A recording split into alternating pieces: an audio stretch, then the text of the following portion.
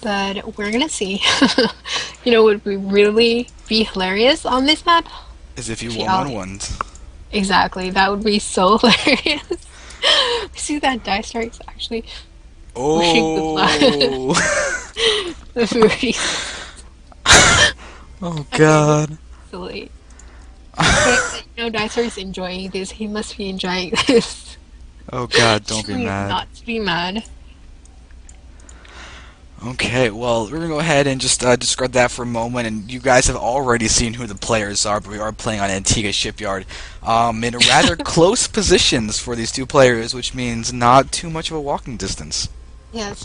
However, the natural of Verdi is closer to the Terran base, whereas the natural from Diestar is further away from the Protoss base, main base. So that is something to take into account as well. We have close by air though. What possibly eSahara.Verdi could do is put down a pylon here, go for a type of starport, Stargate here, and you know, make those voidways to go for another attack. That would be really powerful. Possibly put down a pylon here and then warp the main into the main base. But yeah, that is something definitely would be strong to do on this map. But we're gonna see. So once again, we see that the gas is being taken, as well as racks. And looking for Verdi is that he will be moving forward and encounter Diestar rather quickly, while Diestar is just now sending out his own scout. At the same time, we see that the gateway is almost done here. Second pylon going down. Yep, and we have the subnext core going up right now. For a nice little moment, Verdi had 0 minerals, so that's just a nice little bit of efficiency to note. And we see a supply depot going down just behind the smoke screen.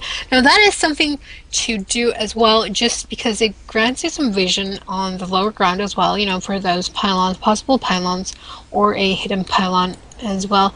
Now the probe is going to return home just to report what he has seen, he has observed. Yes. And now, once again, Verdi is going for that second gas. I definitely think he's just played safe. I don't want him to see the 2-gate, the 2-gas, 1-gate expand. I think it's personally weaker than going for 1-gate. I think you want the faster minerals to get the faster gateway, the faster nexus, and I think it's just more safe all around. So I'm hoping for that if he does go for the 1-gate expand, he'll do it without mining or taking some guys off the gases and everything. Personally, I'd say he's not going to go for a 1-gate expand just because it's so risky and he has.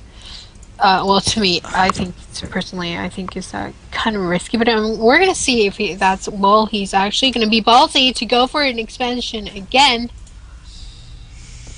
Yep, Once again, guys, there are different theories about going for a 1-gate expand. A lot of people think it's really safe against 1-1 build. Other people would dispute that. nothing is really safe against a 1-1-1. It's just some things make it easier to defend than others. That is definitely true. Nothing's really safe because it's really strong against Protoss.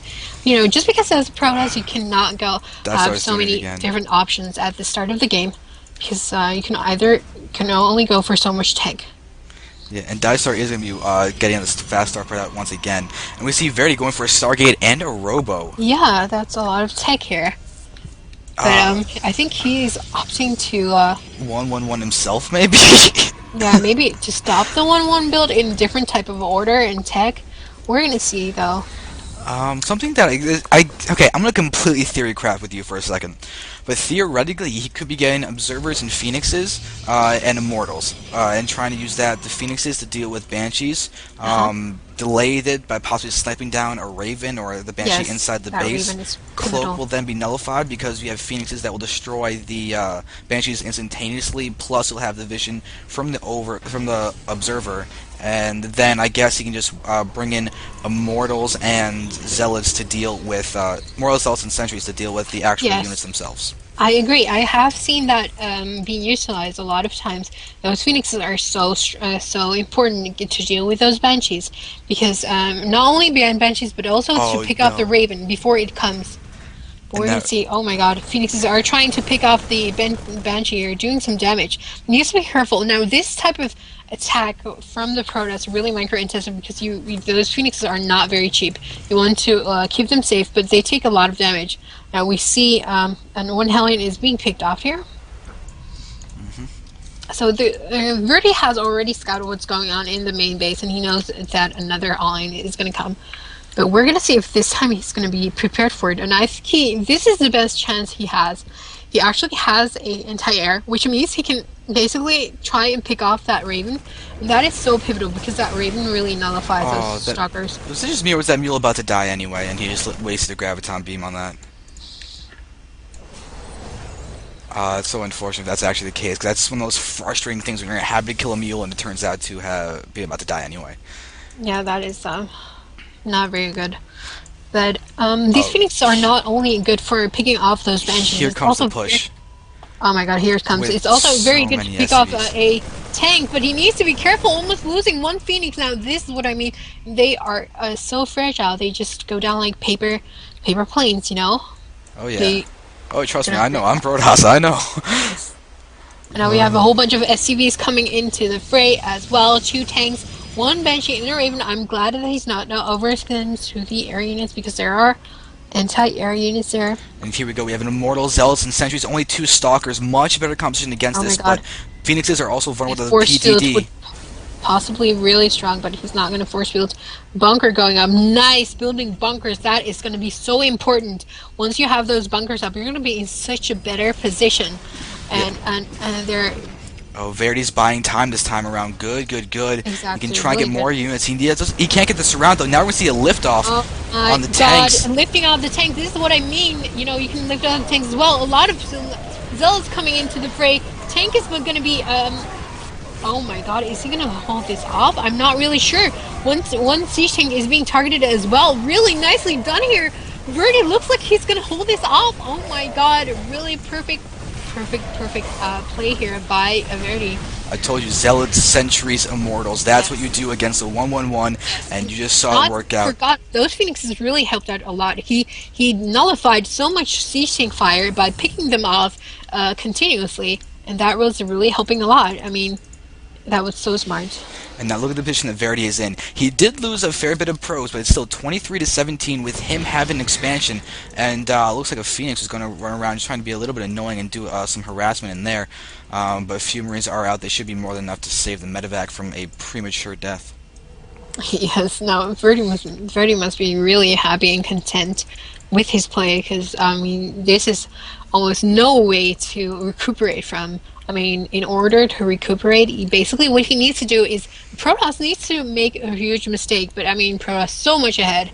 He has a double nexus. He is getting a lot of production going on right now, and there's just almost no way for diestar to come back. Look at the supply; it's almost double for the Protoss player. So this is definitely not looking good. Yeah, 33 probes, 17 SCVs, more probes on the way, and diestar's not even producing SCVs right now. He literally does not have enough money to produce a single SCV right now.